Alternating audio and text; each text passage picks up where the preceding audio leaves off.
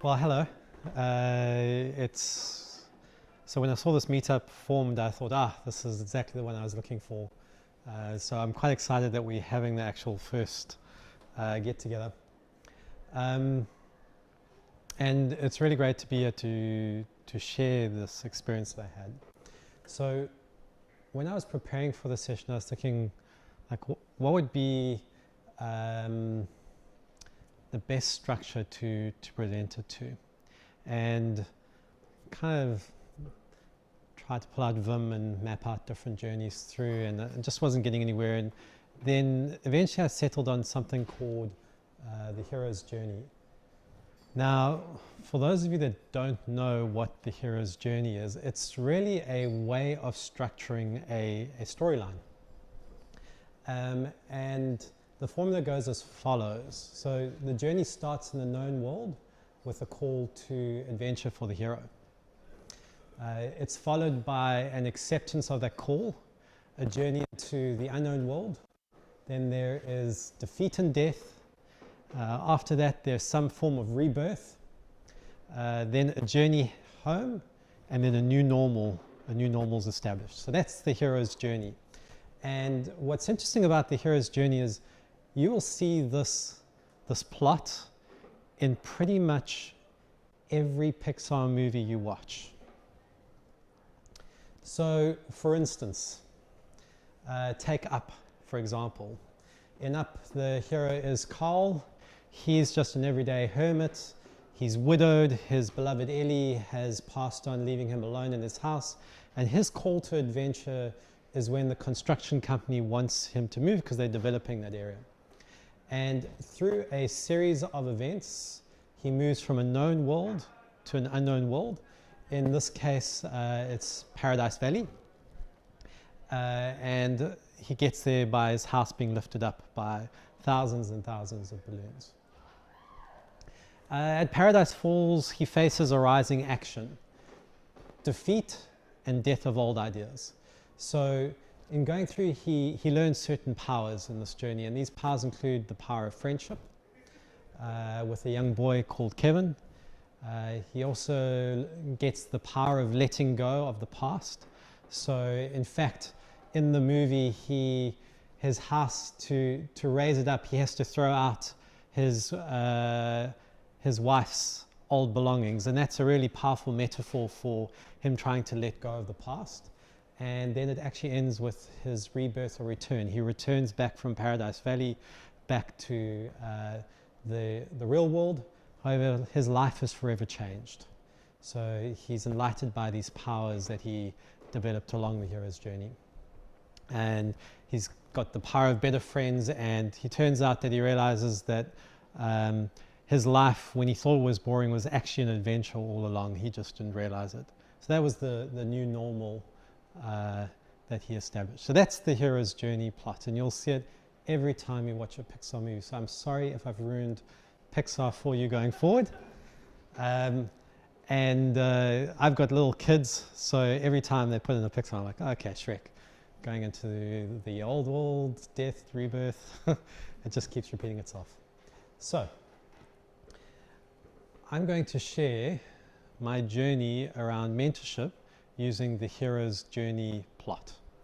And to start my journey, I have to explain to you what my known world is. Now my background, like a lot of you, is I come from a development background. I've got a Vim sticker on the front of my laptop. If that doesn't make me still wanting to be in that world, you don't know what else does. But I really want to take you back to my known world in June 2016. So in June 2016, I joined MYB as a development lead. And really, when I joined MYB, my known world was how to make software. So the team I joined, we had 8 people. We had 4 devs, 2 QAs, a BA, and myself. And there were some specific things that I thought we were going to tackle. So I knew the team had a couple technical challenges. They were facing, they had a fragmented code base, there were very infrequent deployments, The code wasn't particularly clean. This was a known world for me. This was a place that I'd been before.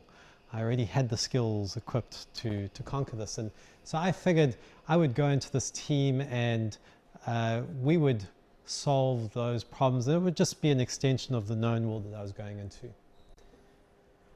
So my call to adventure really started the first time I had a catch up with my dev manager. And he explained to me that part of my role was that I needed to help develop the people in my team. And I thought, well, I've done developing people in teams before, and the best way of doing this is working side by side with them. And that was how I planned on developing the people in this team. I was just going to sit and pair with them, and we would organically figure out how to do these things better.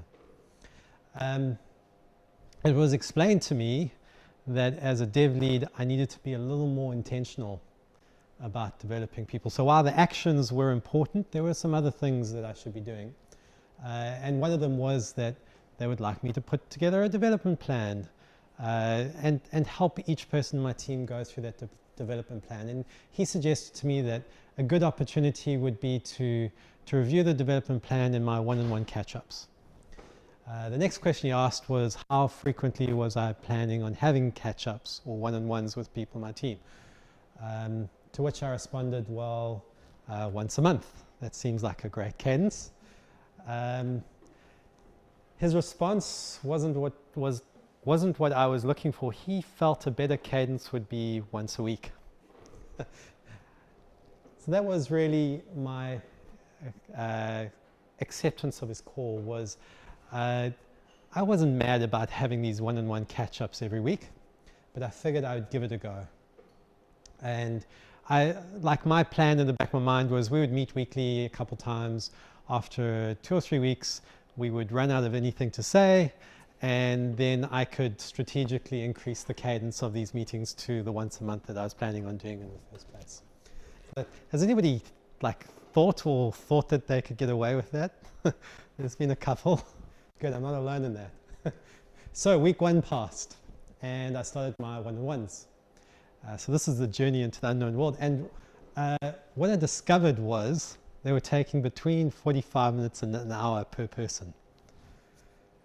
Now, there was a lot of things going on in them. There were discussions around how they should do things. There was a lot of getting alignment, of sharing of mindset. So I was definitely seeing value in the one-on-ones.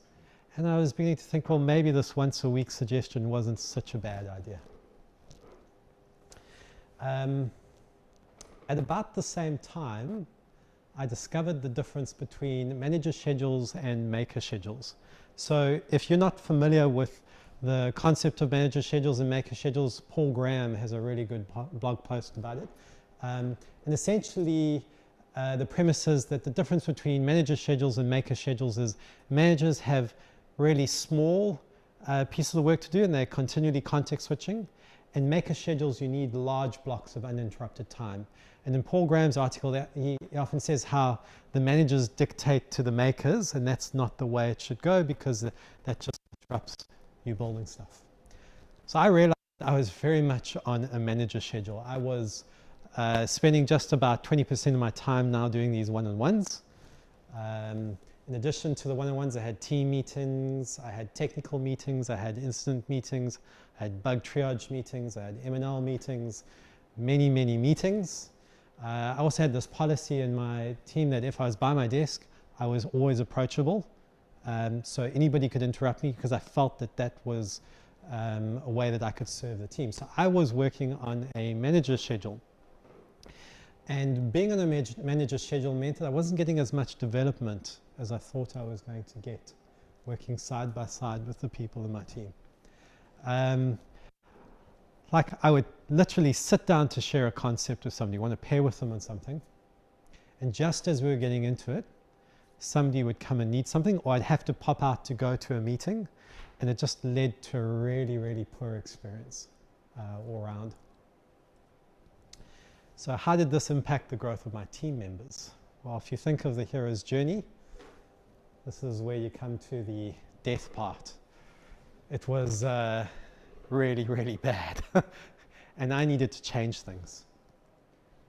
So I put some thought into it, and I figured because I wasn't getting the time with the people working side by side with them, well, I was going to start leveraging my one-on-ones to grow them.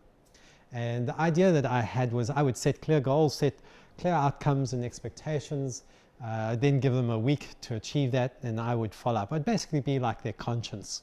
Like, how are you going on this? Have you done it? Just getting them going. That sounds like a good idea. Well, in my case, it kind of worked. It wasn't so great. There were a couple things that I found. The first thing was I definitely had very limited time. So I had 45 minutes to an hour at most with each person. And in those one-on-ones, I was not just doing personal development. We needed to tackle other things. So there were conversations. If people were having people problems, we would talk about that. If there was alignment issues. And dare I miss a one-on-one and personal development stopped. Like, it just didn't happen. So the time that I had with people wasn't so great. Also, I was discovering that I was potentially not the best person to have the knowledge that they needed. So for the less experienced developers in my team, I had the skills necessary. I kind of knew the journey that I wanted them to go through because I'd done that. I'd been that. The problem that I had was, even in my one-on-ones, I didn't have enough time to actually get technical with them, even though I knew the journey that I wanted to go through. So I tried various techniques. I tried, you go home and do this problem and I'll do a code review. Turns out I didn't have the capacity to do that. And it just wasn't working. So even though I had the skills, time was still a major issue for my developers. And then the other thing was struggling with empathy. So what I mean by this was I wasn't just having one-on-ones with devs, I was meeting with BAs and QAs. And while I had the theoretical knowledge, I hadn't really walked in their shoes. So I could say to them, as a developer, like, I want the QA to do this, or I want the BA to do this, and this is why. But I couldn't go and say, oh, I know how those darn developers suck, and this is how I've dealt with them in the past, because I was that darn developer. I was the one sucking. So I was struggling on the empathy, and I think that that really lost the authenticity that they needed. A lot of the time, they just needed somebody that had been there and done that and could say, oh, I've been there, I know what's going on, this is how I tackled it. So empathy was a little bit of a problem there. The other thing, in addition to that, and this was especially in the early days, was I began to realize that regardless of what I said, people were reluctant to share their weaknesses with me. So even though I wasn't very hierarchical in how I was leading the team, they still saw me as the person that was going to do their performance review. And so that meant they're just not going to tell me, oh, I suck in this, or I'm really struggling. That really, really took a long time to get to that. They always put me in this light of a manager. And I felt like we were missing some really useful conversations around that. And then there was also the challenge of me being a manager, and there were some things that were hard to share openly. And I was a little torn about putting the slide in because I thought, you know, I really think that open management is a good way of working, but there's some things, sometimes I'm having one-on-ones with everybody in the team, there's some context I know, there's bigger picture stuff where I'm worried that maybe it's a little too early to share it with them, it may disrupt them, and so sometimes I felt disingenuous not being able to really give them, this is my opinion and how I think, what I think's going on, because I actually knew what was going on. Maybe it was too early to share it with them. So there were all these challenges I was facing.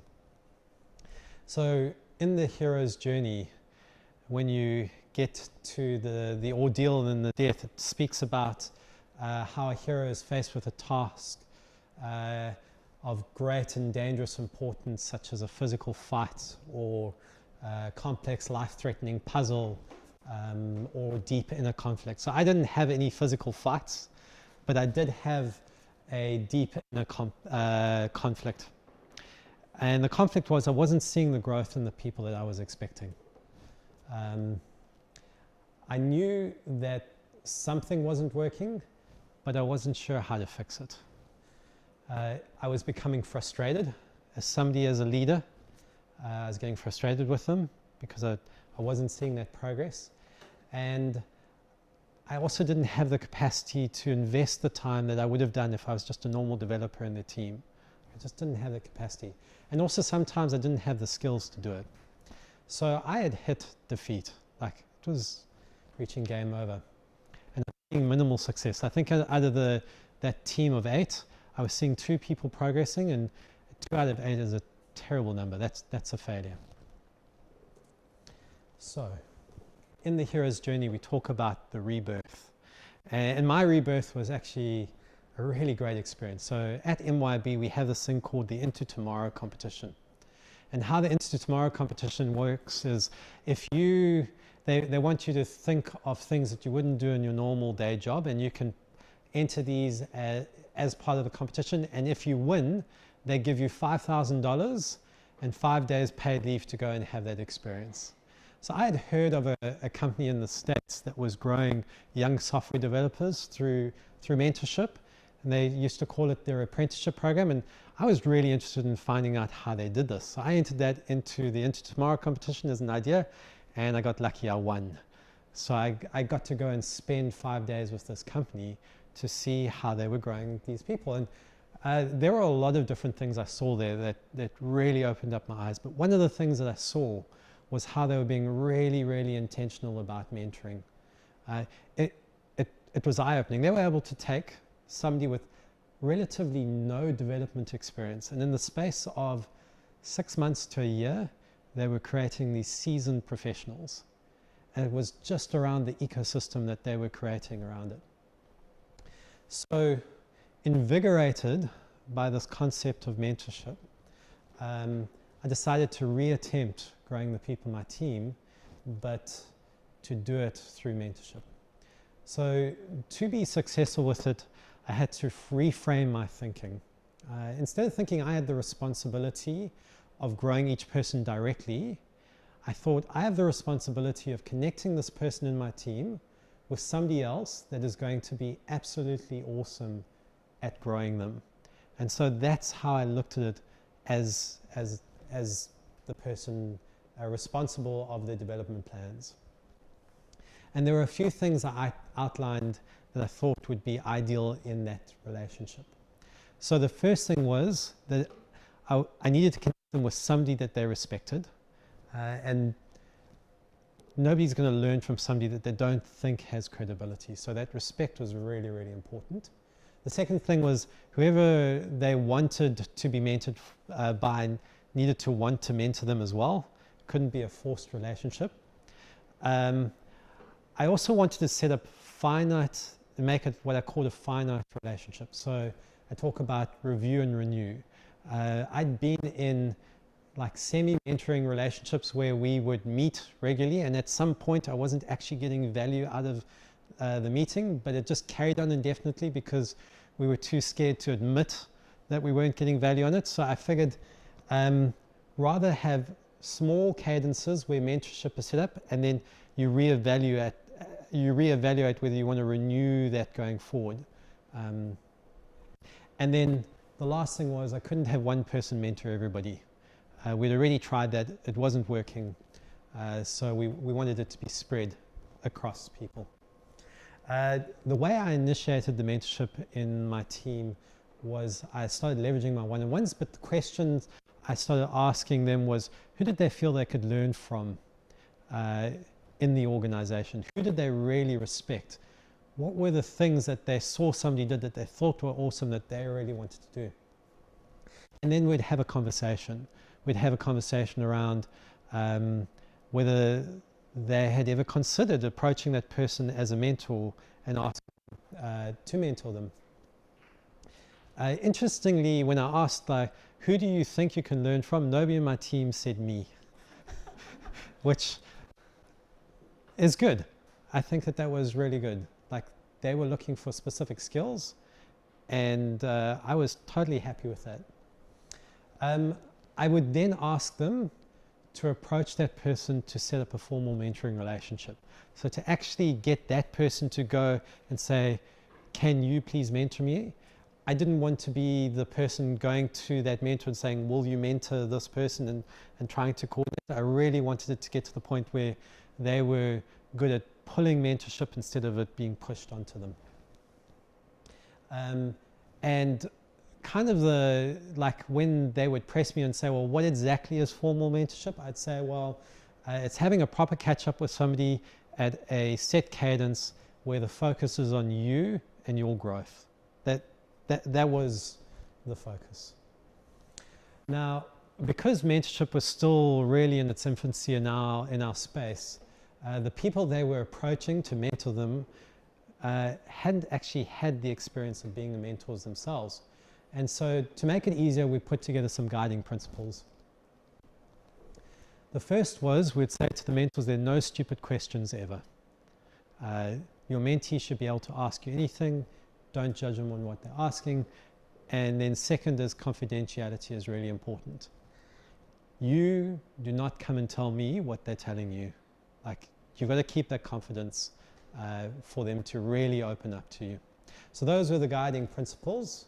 The approach that I encourage mentors to take was to recognize and identify their mentees' learning style. And then once they'd identified that, to really take advantage of it. Different people learn different ways. Some people learn through building, other people learn through reading.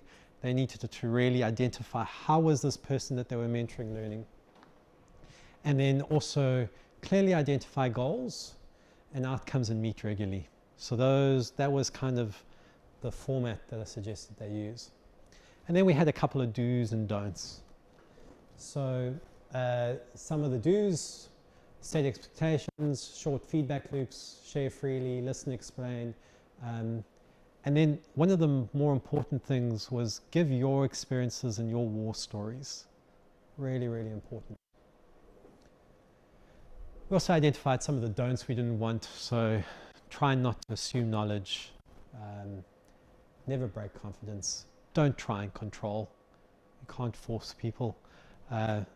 Whenever I think of control, I think of my mother forcing me to eat peas. And to this day, I will not eat them just because she forced me to do it when I was a child. So forcing is never a great idea.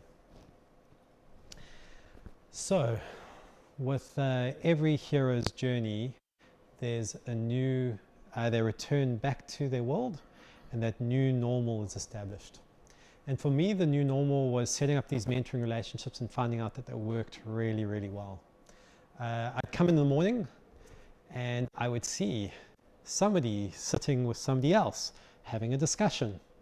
I would see somebody else pairing with somebody else on something that they were learning. All of a sudden, people's progress started improving rapidly. I also started to share like this idea of mentorship with the other leaders in my space, to try and encourage them to get mentorship going, to try and get this ecosystem of mentorship going. And I'd like to say, like, the new normal in our space is that mentorship is a key component to how we grow people. Now, in February this year, I actually ended up leaving my team to take on a new role in my organization. I now head up a thing we call the Future Makers Academy, which is the way that we grow totally inexperienced people into software. And mentorship has still continued to be a core pillar of how we do that. So it's beginning to spread. Having been away from my team for 6 months, I had those conversations when you go back and you ask how it's doing. They show you all the breakthroughs that they've had since you've gone. And you're like, oh, I was the person stopping you from realizing those. So I had one of those moments a couple weeks back where I was just catching up and they were telling me all the innovations they're trying. And really, like, I was so proud of them really taking things to the next level. But mentorship is still happening.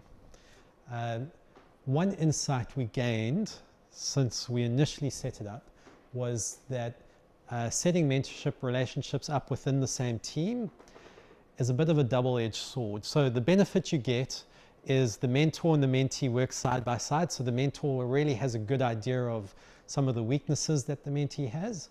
But the challenge you have is they have the same line manager. And that can often be a big problem. Some of the anti-patterns can be what I call a moan zone. So when you just had a bad week and the mentee moans to the mentor, and they both get into that. So that's one of the problems when the mentor's in the same team. And then the other thing is what I call undercover management. So when the mentor takes on the managing role because he's got the same line manager as the mentee, and the line manager starts getting the mentor to tell the mentee to do certain things. So that's a bit of an anti-pattern. What I would suggest is it depends on what they're being mentored about. So technical skills, I think, are really, really good to be grown within the same team.